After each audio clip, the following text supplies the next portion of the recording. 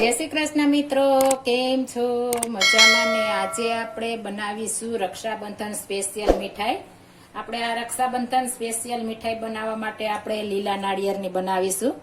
જો તમારે દેશી કોકોનટ આપણે રોસ્ટ સૂકા આવે છે તેની પણ બની શકે, પણ આ લીલા નાળિયેરથી એકદમ મસ્ત બનશે અને એકદમ સરસ ખાવાની પણ મજા આવશે. એકવાર તમારા ભાઈને આ રીતના મીઠાઈ બનાવીને દેશો તો તે પણ વખાણ કરતા રહી જશે, તેટલી મસ્ત બને છે. તો મેં એક શ્રીફળ લઈને આપણે બ્રાઉન કલરની છાલ આવે છે તે દૂર કરીને આપણે ધોઈને ત્યારબાદ આપણે કટિંગ કરીને સૂકવી લીધું છે.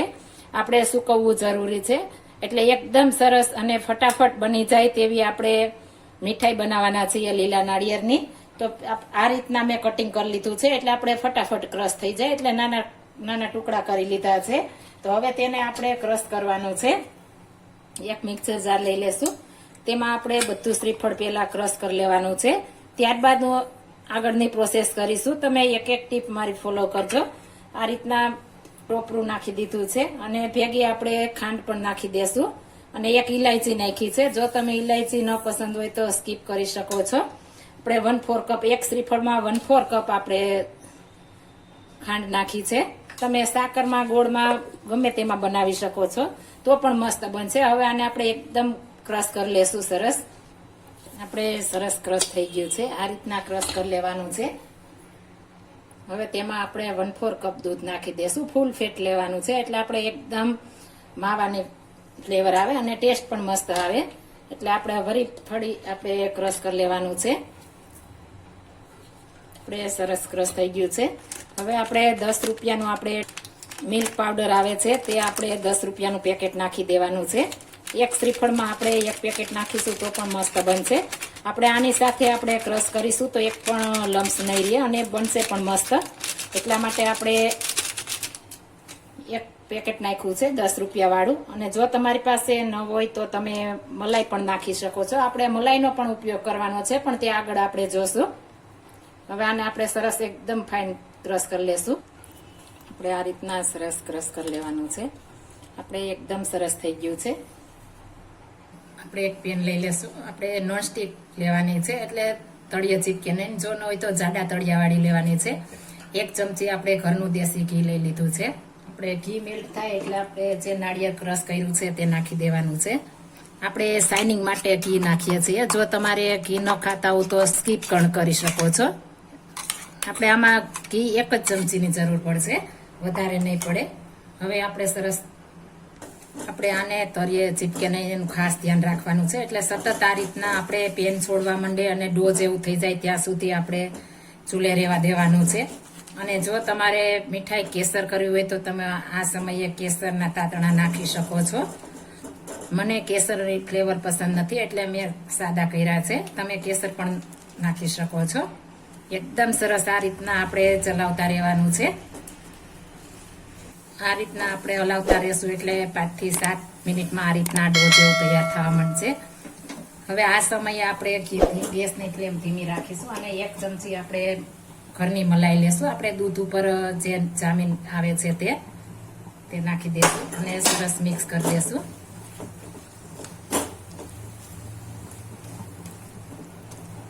હલાવવામાં સ્પીડ રાખવાની છે એટલે તળિયે ચીપકે નહીં.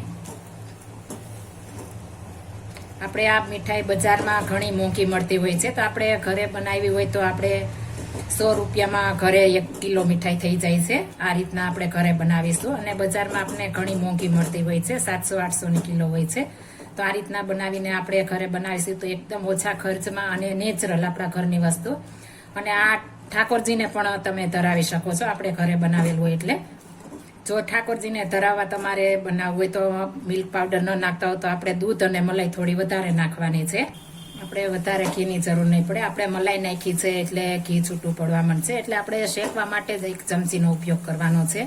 છતાં ન ખાતા હો તો તમે તે સ્કીપ પણ કરી શકો છો તો પણ આપણે મસ્ત બનશે. આ રીતના આપણે એકદમ સરસ ડો ફોર્મમાં આવવા માંડ્યું છે. આપણે ઘી છૂટું પડવા માંડે એટલે ગેસની ફ્લેમ બંધ કરી દેવાની છે. હવે આપણે તપાસી લેશું કે આમને કેમ ખ્યાલ આવે. આ રીતના ગોળી વળવા માંડે એટલે આપણે ગેસની ફ્લેમ બંધ કરી દેવાની છે. તો આપણું આ તૈયાર છે. આ રીતના ગોળી વળે ત્યાં સુધી રાખવાનું છે. હવે ગેસની ફ્લેમ બંધ કરીને આપણે એકદમ સરસ ઠંડુ થવા દેવાનું છે. ઠંડુ થાય ત્યારબાદ આપણે આગળની પ્રોસેસ કરીશું. હવે ગેસની ફ્લેમ બંધ કરી દીધી છે. આપણે સરસ ઠંડુ થઈ ગયું છે. હવે આપણે મસળી લેવાનું છે. એકદમ સરસ મસળી લેશું એટલે એકદમ આપણે લીસા. તમે જો આને લાડુ બનાવે તો લાડુ, અને આપણે ઢેફલી બનાવી ઢેફલી ગમે તે બનાવી શકો છો. આ રીતના આપણે એકદમ સરસ મસળી લેવાનું છે એટલે એકદમ પ્લેન આપણો લાડુ બને. હું લાડુ બનાવવાની છું. હવે આપણે લાડુ વાળી લેશું. તમારે જેવડી સાઈઝના કરવા હોય તેવડા કરી શકો છો. આ રીતના આપણે એકદમ મસળી લેશું એટલે એકદમ લીસા લાડુ થશે. આ રીતના આપણે બધા લાડુ તૈયાર કરી લેશું અને આપણે સૂકા નાળિયેર પાવડરમાં આ રીતના રોડી લેશું એટલે એકદમ મસ્ત આપણે તૈયાર મીઠાઈ લીધી હોય તેવી તૈયાર થશે. આ રીતના આપણે બધા લાડુ તૈયાર કરી લેશું. આપણે મસ્ત મજાના લાડુ તૈયાર થઈ ગયા છે.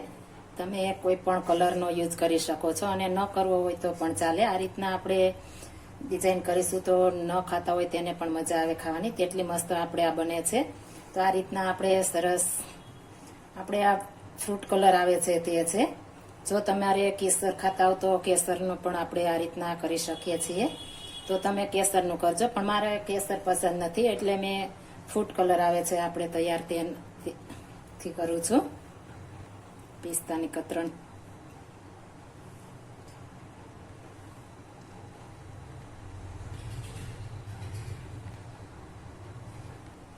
તો તૈયાર છે આપણા લીલા નાળિયેરના લાડુ. તમે એકવાર જરૂર ટ્રાય મારજો તો તમને ખ્યાલ આવે કે કઈ રીતના બનાવવા અને કેટલા મસ્ત બને છે. હું 100% ગેરંટી આપું, તમારા ઘરમાં બધાને પસંદ આવશે. અને આ બહારથી લઈ તો આપણે બહુ ઘણી મોંઘી પડતી હોય છે. તો આ રીતના ઘરે બનાવી લીધી હોય તો આપણે ઓછા ખર્ચામાં અને એકદમ સરસ હેલ્થી એવી આપણે મીઠાઈ તૈયાર થઈ જાય છે. આપણે રક્ષાબંધન સ્પેશિયલ બનાવી છે તો તમારા ભાઈને આ રીતના બનાવીને જરૂર એકવાર ખવડાવજો. જો આ મારી રેસીપી પસંદ આવી હોય તો મારી ચેનલ લાઈક, શેર અને સબસ્ક્રાઇબ કરી દેજો. ફરી મળીશું નવી રેસીપી લઈને. જય Shri Krishna. Thank you for watching guys.